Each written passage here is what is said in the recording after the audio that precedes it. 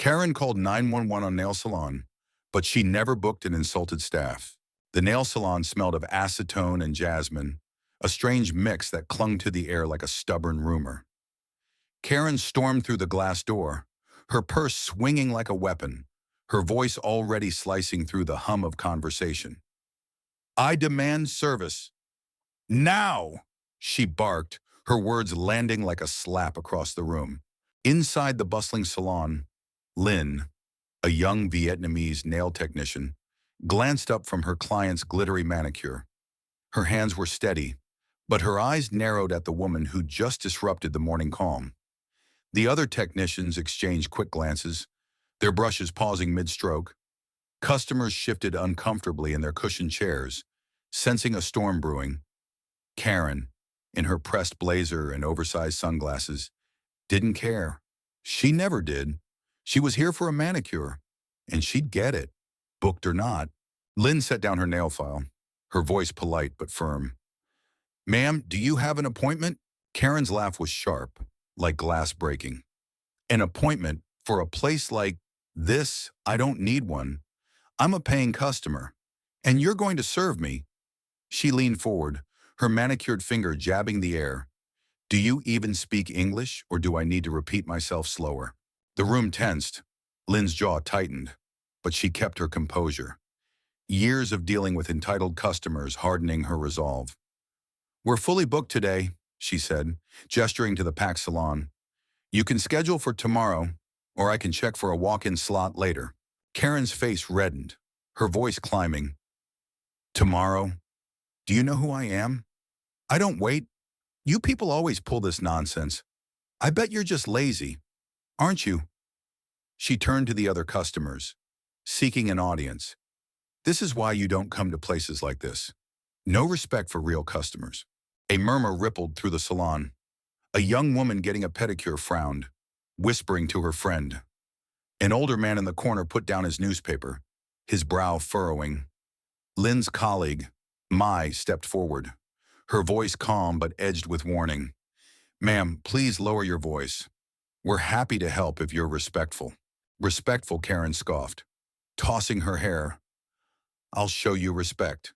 You're nothing but a bunch of—" She caught herself, but the venom in her tone was unmistakable. She pulled out her phone, her fingers flying across the screen. "I'm calling the manager.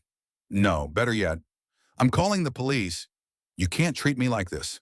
The salon fell silent, save for the faint buzz of a nail drill in the back. Lynn's heart pounded, but she stood her ground. She'd dealt with difficult customers before, but Karen was a category of her own, a walking hurricane, leaving chaos in her wake. Lynn thought of her mother, who'd opened this salon with nothing but a dream and a loan, and the years they'd spent building a loyal clientele.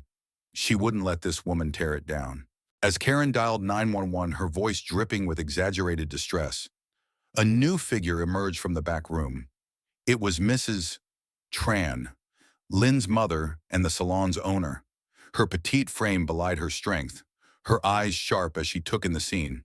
She'd been listening from the office, her hands still dusted with flour from baking cookies for the staff. Mrs. Tran wasn't just the owner. She was the heart of this place, known for her warmth but also her no-nonsense attitude when crossed. "Excuse me," Mrs. Tran said, her voice cutting through Karen's tirade. "Why are you yelling in my salon?" Karen spun around, startled but undeterred. "Your salon? Oh, perfect. You must be the manager. Your staff is incompetent, and I'm reporting this place for discrimination. I'm on the phone with the police right now." Mrs. Tran's eyes flicked to Lynn, then back to Karen. "Discrimination. You walk in, no appointment, insult my daughter, and now you call the police. Let's see what they say when they get here." She crossed her arms, her calm demeanor unnerving Karen, who faltered for a split second before doubling down. "You're all in on it, aren't you?" Karen snapped, her voice shaking with rage. "This is why nobody trusts these little hole-in-the-wall places. You think you can scam people like me? I'll have this place shut down." The tension in the room was suffocating. Customers began recording on their phones, their whispers growing louder. Lynn felt her cheeks burn, Not from embarrassment, but from the injustice of it all.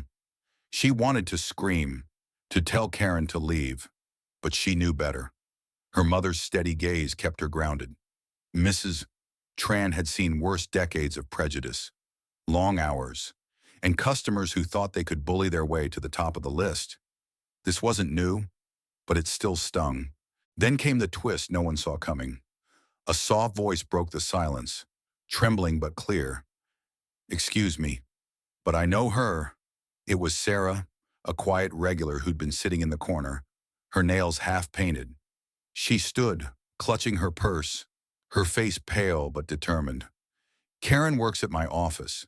She did this at a coffee shop last month, yelled at the barista, called the cops, said they messed up her order on purpose. They had security footage showing she never even placed an order." The salon erupted in gasps. Karen's eyes widened, her phone still pressed to her ear. "That's a lie," she shouted, but her voice cracked, betraying her. Sarah shook her head, stepping closer. "It's not. I saw it. You got the barista fired. Karen, she was a single mom. You didn't even apologize." The room turned on Karen like a tide.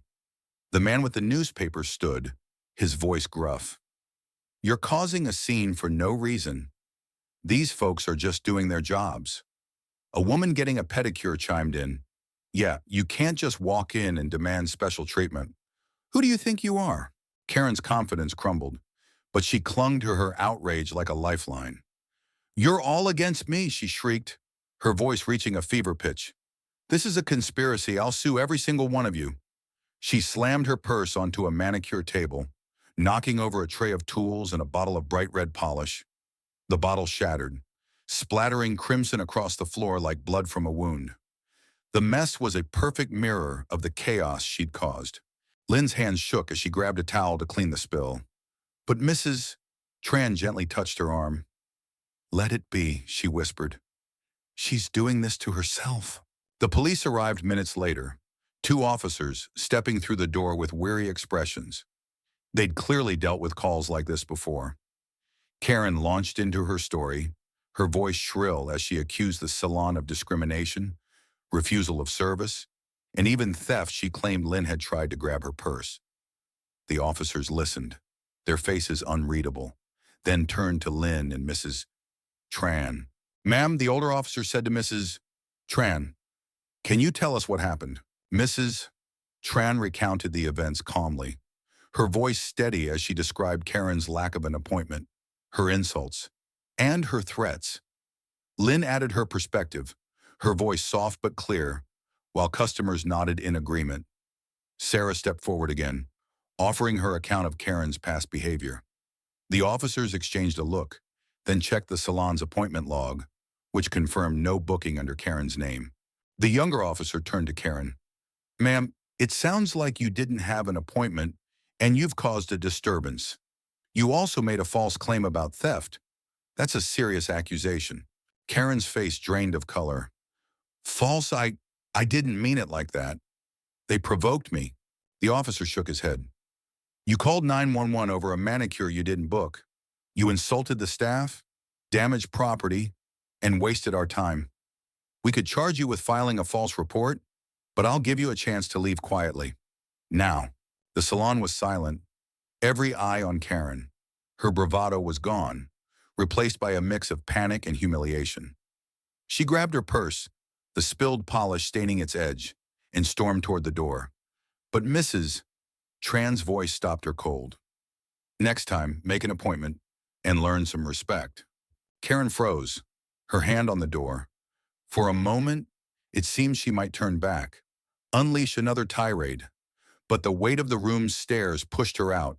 The door slammed behind her, the bell jingling mockingly. The aftermath was quiet but heavy. Lynn and Mai began cleaning the spilled polish, the red streaks smearing like a bad memory. Customers murmured apologies, some leaving extra tips. Sarah lingered, her eyes guilty. "I should have spoken up sooner," she said to Lynn. "I just didn't want to get involved." Lynn nodded, her smile tired but genuine. "You spoke up when it mattered. Thank you." Mrs. Tran addressed the room, her voice warm but firm. Thank you all for your support. This is our home, and we take care of each other here. She handed out the cookie she'd baked, a small gesture that brought smiles to strained faces. The salon slowly returned to its rhythm, the hum of conversation and the clink of tools filling the air. But the story didn't end there. By evening, videos of Karen's outburst had spread online, posted by customers who'd recorded the scene. The internet did what it does best: it judged. Comments flooded in, calling out Karen's entitlement, praising Lynn's restraint, and lauding Mrs. Tran's quiet strength. The salon's Yelp page saw a surge of 5-star reviews, many from people who'd never even visited but wanted to show support. Karen, meanwhile, faced her own reckoning. Her office, alerted by Sarah's post on a local forum, launched an investigation into her behavior.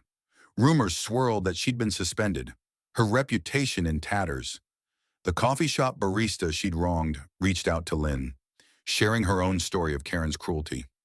It was a pattern, one that had finally caught up with her. As the salon closed that night, Lynn stood outside staring at the neon sign that read "Trans Nails."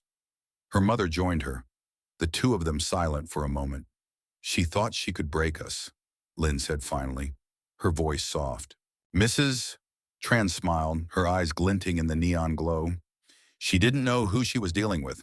The story of Karen's meltdown became a cautionary tale, a reminder that actions have consequences. It sparked conversations online and off, with people debating entitlement, respect, and the power of standing up to bullies.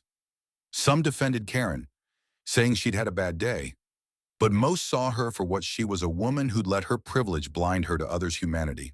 What do you think? Was Karen's outburst just a moment of weakness, or did she get what she deserved?